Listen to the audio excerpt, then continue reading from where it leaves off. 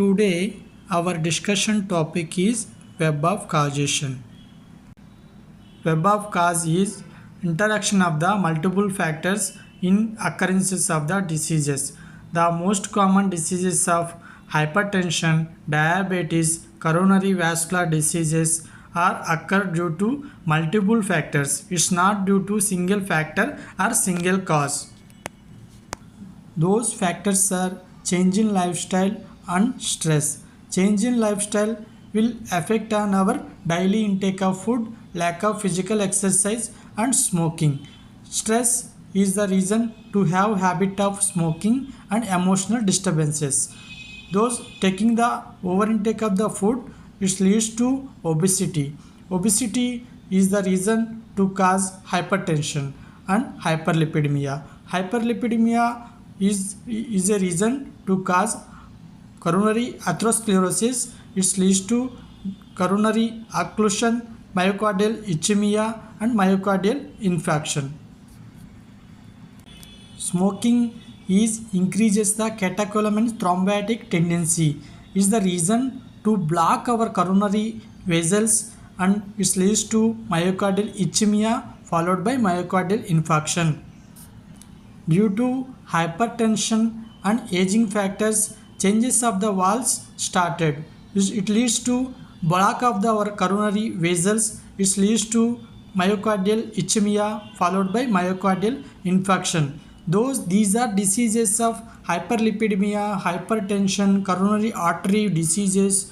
These all due to multiple factors. It's not due to single factor. Those factors are change in lifestyle, abundance of the food, lack of physical exercise, smoking, emotional disturbances.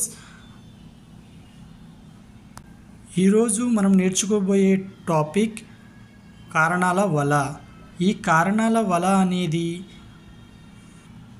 బహుళ కారకాల వల్ల వ్యాధి సంభవిస్తుంది. ఇప్పుడు ఉన్న మధుమేహం, రక్తపోటు, గుండెపోటు అనేవి ఒక కారణం వల్ల కాదు, బహుళ కారకాల వల్ల సంభవిస్తాయి. ఈ బహుళ కారకాల మధ్య సంబంధం వల్ల వ్యాపిస్తాయి.